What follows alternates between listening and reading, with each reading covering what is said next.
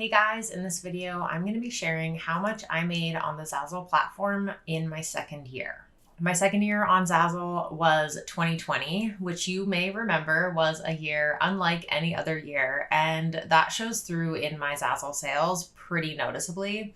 So we'll be getting into that. But first, hi, my name is Tessa, and on this channel, I'm sharing everything I know about the Zazzle platform, as well as my own experience on the platform, so that hopefully I can help you build your own profitable shop. So if that sounds like something you're interested in, make sure you hit subscribe to stay up to date on the latest videos. Now let's talk earnings. So I'm going to give you my monthly earnings for 2020, and then I'm going to give it to you again in a slightly different way, which you'll see why in a minute. And then we'll look at which products sold the best for me. And then I'll talk about some of the key lessons that I learned from reflecting on this data. Oh, and if you want to see my earnings for my first year, which was 2019, I'll link that video up here for you. So let's get into the numbers. In January of 2020, I made $55.02. I have my information here, so I'm just going to be looking at that. And I made a total of 17 sales. And in February, it was $14.56 from 8 sales. And in March, I made $84.18 from 28 sales. So in April, things start to pick up quite a bit. In March, I think it was late March-ish, Zazzle introduced face masks to the platform. They didn't really do anything for the first couple of weeks, and I was very early in the designing on the face masks. I think I started designing within the first 1 or 2 days that Zazzle had them up on the platform, and I spent a couple days just like pumping out designs for face masks. So nothing really happened for the first couple of weeks. Zazzle wasn't really promoting them, and then Zazzle started promoting them in April. So in April, I made $3,342.07 from 6,059 sales. And then in May, I made $3,110.99 from 5,492 sales. So that's a crazy couple of months. I remember I would be refreshing the page throughout the day, and I would just be consistently seeing more and more and more sales coming in every single time I refreshed the page. Like it was wild. But those sales did not continue for very long, and they started to drop off relatively quickly. So in June, I made $927.80 from 1,321 sales. And in July, I made $1,060.59, and that was from 2,005 sales. And in August, I made $688.77 from 835 sales. In September, it was $280.46 from 335 sales. In October, it was $301.20 from 424 sales. In November, I made $661.03 from 728 sales.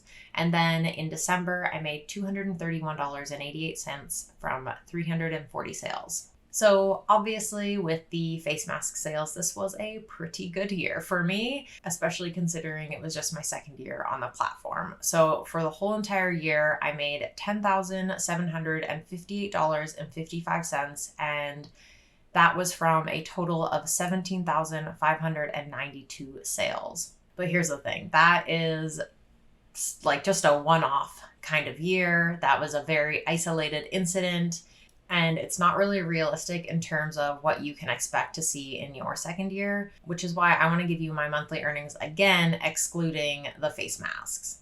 So we already know what I made the first 3 months in January, February, March. It was $55.02, $14.56, and $84.18 respectively.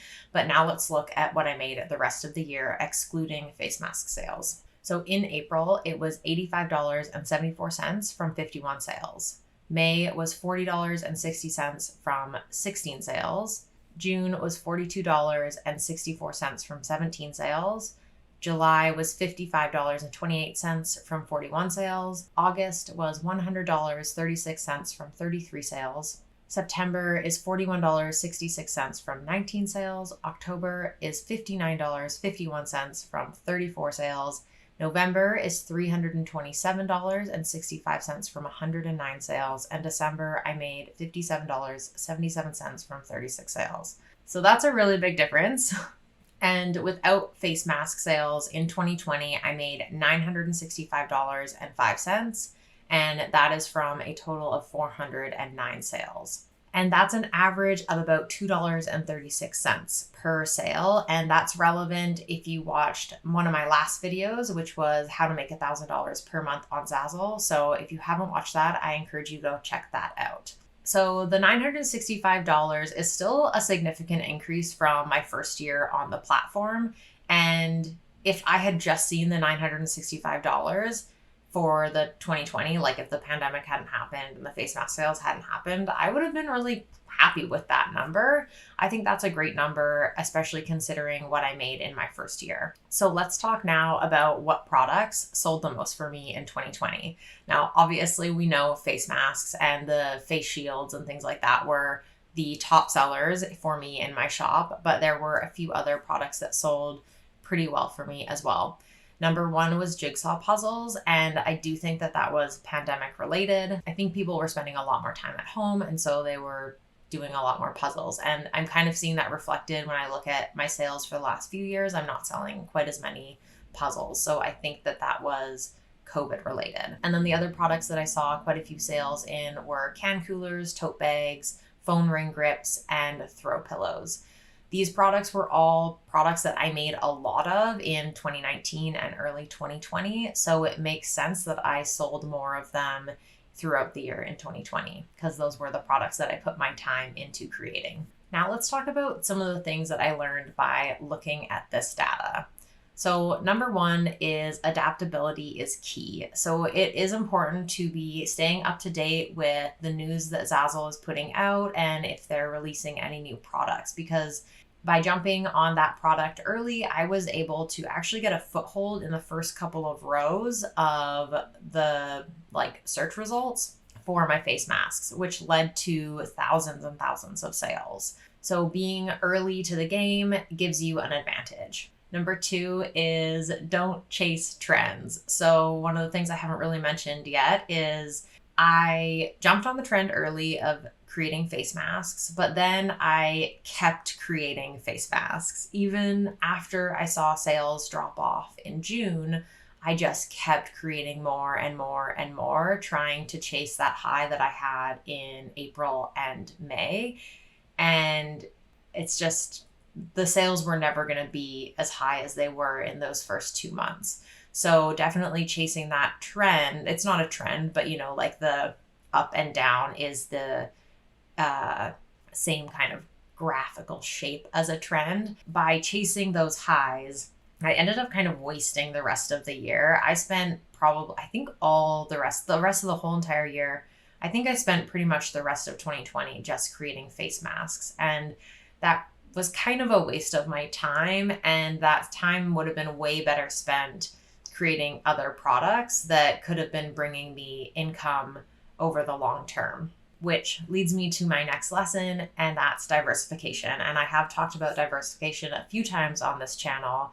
And yeah, I just focused on that one product type that was doing well for me in that moment. And I put blinders on. And if I had just spent time diversifying, creating other products, I think that I would be in a better place now. And that kind of leads me into my next point, which I guess is kind of similar, is building your shop sustainably. And that would be through things like diversification. Yeah, I just wasn't really thinking long term when I was creating all those face masks. I was very short-sighted and just thinking about what's selling right now, even though the sales were dropping off and I could clearly see that. But I just kept going with it. And I wasn't thinking long term, and that wasn't really a sustainable choice. That ended up hurting me in the long run. And now when I build my shops, when I create products, I think about what's going to sell long term rather than what's popular right now. So for me, that's a little bit of a hard lesson learned. I think I probably wasted like almost a year of my time, but it is what it is. And lessons learned, hopefully me sharing this information with you means that you won't do something similar and chase a trend that was popular a month ago. So that's what my second year on Zazzle looked like. I'm curious if you find it relatable other than the face mask sales, obviously. I'd love to know how your journey compares in the comments below, and feel free to share as much or as little detail about that as you feel comfortable. I know that not everybody wants to put their earnings on blast on the internet. I just feel that I would have really appreciated seeing some real numbers when I was starting out and knowing what's realistic, rather than just seeing people telling me I can make $5,000 a month in 2 weeks by pumping out products, which is totally unrealistic. Anyways, if you enjoyed this video and want to see my next year's earnings, be sure to give it a like and subscribe so you don't miss the next video. Bye.